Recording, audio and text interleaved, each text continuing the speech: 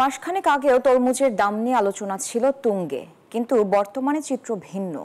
তরমুজের বাম্পার ফলন হলেও বাজারে ন্যায্য মূল্য পাচ্ছেন না কৃষক। পরিবহন সমস্যা ও দাম না পাওয়ায় পিরোজপুরে খেতেই নষ্ট হচ্ছে তরমুজ।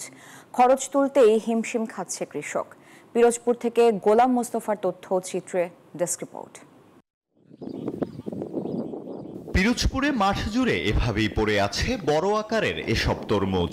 এক মাস আগেও এই তরমুজের বাজার দর ছিল রমরমা, তবে হুট করেই চাহিদা কমে যাওয়ায় তরমুজের দাম পাচ্ছেন না কৃষক। গত বছর লাভ দেখে এবছর অনেকেই তরমুজ চাষ করেছেন, কিন্তু এবার দাম না পাওয়ায় মাঠেই ফেলে রাখতে হচ্ছে এসব তরমুজ। 1 বিঘা জমিতে তরমুজ উৎপাদনে 30 থেকে 35 হাজার টাকা খরচ হয়। এখন লাভ তো দূরের কথা, বিঘা প্রতি খরচের টাকা উত্তোলন নিয়েই সংশয়।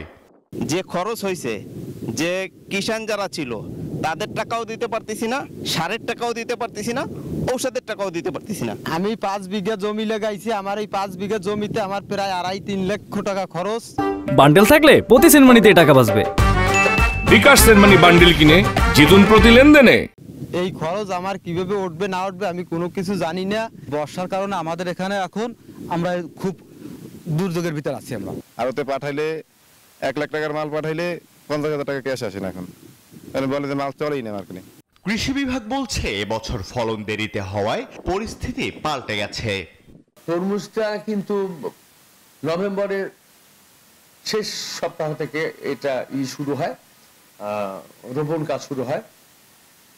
তারপর আপনার হারভেস্টটা ডিসেম্বরের শেষ বা জানুয়ারি ফার্স্ট উইকের মধ্যে হয়ে যায়, কিন্তু এবারে আমাদের লেট হয়ে গেছে, যার ফলে আমরা একটু কৃষকের দাম একটু কম পাচ্ছি। এখন চলতি মৌসুমে জেলায় 163 হেক্টর জমিতে তরমুজ চাষ হয়েছে, যা লক্ষ্যমাত্রার থেকে খুবই কম। ভালো দাম না পাওয়ায় এখনো 30 ভাগ জমির তরমুজ মাঠেই পড়ে আছে। আলহাদি খান, ডেস্ক রিপোর্ট, নিউজ 24।